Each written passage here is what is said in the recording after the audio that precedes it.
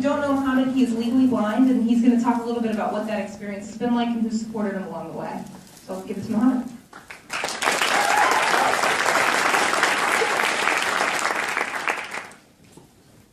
Thank you all for coming. When Geraldine, one of my section mates, asked me to do this, I was very reluctant. The reason is I don't really like talking about myself that much because, as far as I'm concerned, I don't deserve any credit for actually being here. I'm a function of all of the people around me who supported me.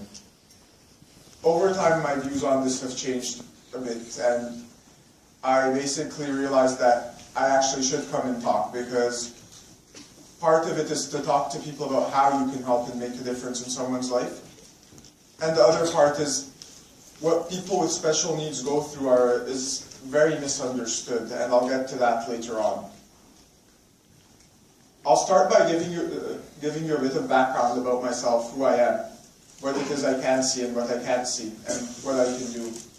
And then I'll talk a bit about some of the people who supported me. And finally, I'll talk about some of the challenges I face. I was born in the US conveniently 40 days before my father finished his MBA, which I later learned stands for Making Babies in America. My parents do swear I was an accident. So, right after I was born, we went back to Egypt. We lived there till I was 2, and then moved to Canada. When I was 7, we moved back to Egypt again. And then I moved back to Canada when I was 17 to study systems engineering. And no, I don't know what that actually involves. After graduating, I went back to the Middle East, worked in consulting for 2 years, and then I helped a friend set up an incubator, and now I'm here.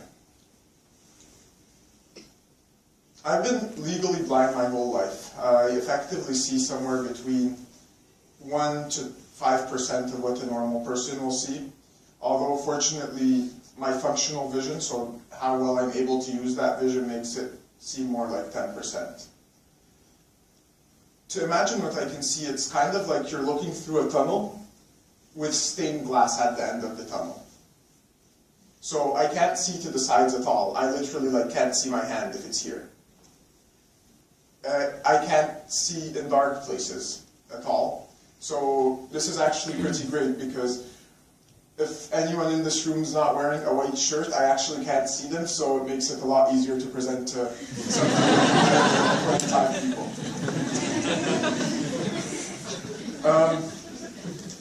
In class, I can't see the blackboard. I can't really see people, I see shadows. And I can't see when a professor is looking at me. The only time where I can really see people's faces is in a really, really bright room or in sunlight. I am not able to cross the road that easily because I can't see to the sides, and I also can't see how fast the car's coming. So I might be able to see a car coming because of its lights, but I won't be able to figure out how fast it's coming. And let alone, it's very difficult to walk around in general and find places I can't see steps, and that sort of thing. When it comes to accessing written material, I can't see handwriting. I obviously can't see the board. So what I do is I get all my stuff scanned, or now I get lots of it in electronic format, and I have these amazing high contrast settings on my computer which help me see stuff. And I also have a screen reader which will read all of my stuff out loud. Now I actually would prefer talking a bit more about what I can do as opposed to what I can't see. Thanks to technology and thanks to the fact that I started using it very, very early, I started using a laptop in all my classes in grade 4. I basically can listen to stuff at around 450 to 500 words a minute, front to back in 15 minutes.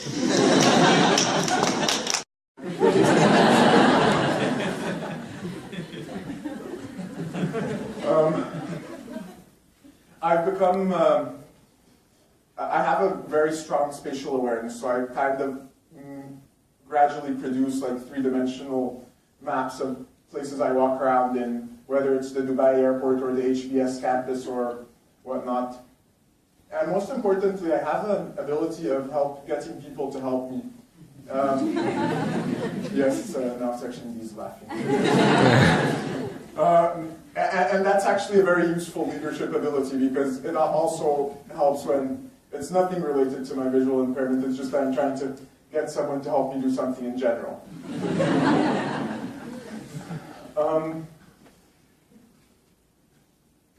But that actually links very well to what I see as the main source of my strength. It's all of the people who've supported me. I can't cross the street alone. I ask people to help me cross the street. I get salad at Spangler, and 99% of those people are strangers, and 99% of them will. It's also people like all of the customer services people at Whole Foods or at Emirates or any airline. It's also my friends. I lose stuff very frequently, and I've had many friends come and help me look for glasses which I've randomly placed on a windowsill at 1 a.m. I have friends help me read many things. And most importantly, I have friends who are able to talk with me when I go through lots of stress. Because what I'll get to later on in this speech is the harder part about being visually impaired is the social part. It's actually not the technical stuff. And most importantly, it's my mother and my father, my sister as well. My family has sacrificed so much and done amazing things for me, and I could talk for like 5 hours about how amazing they are and all of the things they've done, and that wouldn't give them justice. My mom particularly always had this belief that people should be defined by their abilities, not their disabilities. She could see something in me, I'm not sure what that was, but she decided that I wouldn't be able to succeed in Egypt. In Egypt, people with special needs are viewed as people who we can help, but who will never live to have significant potential. And that's across all classes and all types of schools and everything. So they packed their bags. My dad left a really good job and went to Canada. After spending 2 years in Canada, my mom again got very frustrated. She realized that I was not living up to my potential, yet she didn't know what it was which wasn't helping me live up to my potential. So she actually left her career and studied, it's called Orientation and Mobility Instruction, and it's a master's degree, and it's about how you help children, mainly people with multiple disabilities or who are visually impaired, get around and learn how to do the day-to-day stuff. Because even stuff like how do you walk with a cane or how do you open a door, it's not that easy to actually put a key in a keyhole. There's some technique involved. So she spent 2 years learning about that. And to be honest, that was not the easiest thing for her. My mom was amazing at her job. Her salary quadrupled in her first year on the job.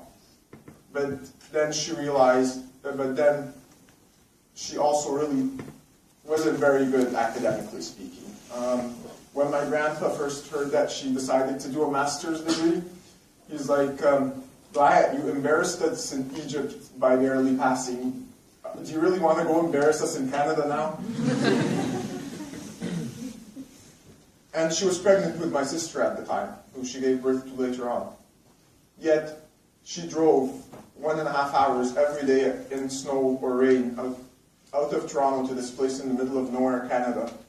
Not a very pleasant drive, for 2 years until she graduated. When she graduated, she started to understand what the problem was. The problem was that in Canada I was given a bit too much support. I would have special teachers for 6 hours a week, one-on-one sessions. And that frustrated me because all I wanted at the time was to be a normal kid. I hated being taken out of class. But it also made me feel that I was special and that it was okay for people to go out of their ways to help me and I could be held to a different level of accountability. So my parents decided to pack their bags again and take me and my sister back to Egypt. We're the directors of the school. After I left, she was very depressed. She now works with kids basically doing the exact same thing she did with me, other visually impaired and multiply disabled kids.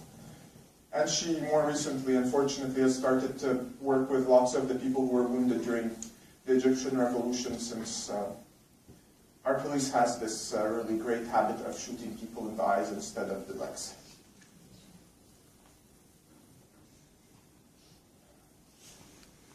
The other set of people who really helped me were my teachers, several of whom effectively put their career on the line, especially before my mom was sat on my school's board of directors, to go up against the principal and basically also worked extra hours to help me. The one teacher which I'm going to talk about regarding, and she was about this tall, but her name's more representative of what she's like. She grew up in Liverpool. Liverpool is effectively the Detroit of the UK. She had a pretty tough childhood. She was like, she had to go through a lot. And she had this view that life was unfair and you had to deal with anything you were given, and you couldn't use it as an excuse. At the time, I couldn't really spell. When you're a third grade visually impaired person, it's really hard to read. And the way you learn how to spell is by reading. So, because I read less, my spelling was pretty bad. So, every week we'd have a spelling test, which I would fail. And she would decide that every week I deserved to have detention for failing that spelling test. Now, I can actually spell significantly better now, but the bigger lesson which that taught me was, life's unfair, I'm going to have to persevere through stuff. And I'm probably not going to get everything straight away, I'll have to work harder than other people, but I just have to do it. And that's a really important message for someone who is who is visually impaired in a world which may not necessarily be designed for them. That perseverance has helped me in many cases. I never take no for an answer. So I was rejected by my engineering program because they believed that my degree, which had a very significant portion of mechanical engineering, couldn't be done by someone who was blind. I convinced them otherwise. But even in cases where my visual impairment had nothing to do with it, I still managed. My perseverance still helped me. I was rejected by McKinsey initially and then convinced them that I could get in. And I was even rejected by HBS and then applied and got in afterwards. However, what has happened is over time my view of this has changed a bit. So during my first job as a business analyst, I struggled. Being a business analyst involves many skill sets like problem solving and client relationships, both of which I was good at. But it also involves stuff like making slides, which, for obvious reasons, wasn't my strength. I ended up deciding to stick with it and try to solve the problem and continue for the 2 years. And I did, and I got lots of help from people, and it ended up being okay, except for the fact that I was working 10 hours more than a normal business analyst who already has a pretty unsustainable lifestyle. And that made me think, where do you draw the line? At the end of the day, I am visually impaired. It's something I'm going to have to deal with. But I'm also a person and I want to do whatever I want to do, regardless of what stands in my way. And it's something I'm still struggling with at the moment.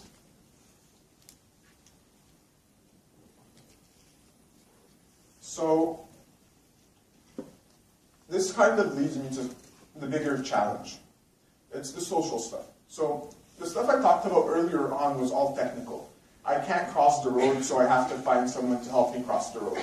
I can't see a blackboard, so I know if I'm going to lose, I won't go to class and I'll read the textbook. potentially score less in an exam or whatever. All of these stuff you can measure, you can understand the implications, and once you've solved it once, you just copy and paste your solution. The bigger challenges are the social challenges, because those are undefined. You actually don't know them until it's sometimes too late, and you actually can't really figure out what the implications of them are. Part of it is that whole contradiction in my personality or in my ambitions, which I talked about earlier. But part of it is something like getting feedback from people. I can't tell if you say, Mohammed, great job, or Mohammed, great job. I can't tell if you're frowning or not. And sometimes that causes huge problems, especially in many multicultural places where I've been, where I don't get the right verbal cues, so facial cues are much more important and you can't see them. And that has caused me to literally think I was doing well for a month and then realize that my engagement manager was totally unhappy with my performance. That is not a very fun feeling because you basically get killed for the next 2 months. It also becomes a challenge when you're in complex group dynamics. You can't see people's feedback. So when I make a comment in class, I can't tell whether the professor or anyone in class liked it. And then it hits in the most funny ways in really complex group situations, like where people are mingling and stuff like that, whether it's in a bar or even in places where there's slightly better lighting and acoustics. I can't really tell when groups are open to me joining or when a guy and a girl are trying to hook up and then I barge in.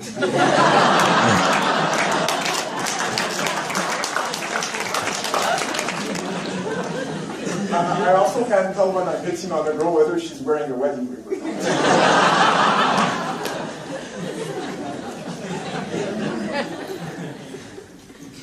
But yeah, laughter aside, honestly, these things make you a bit more conservative and they do make you question anything you do, so it does take a bit of effort to be in those situations and to try to do what you do. There's an insecurity there which partially you can overcome and learn how to present your well over time, but partially it still remains it's one of those childhood things which doesn't change.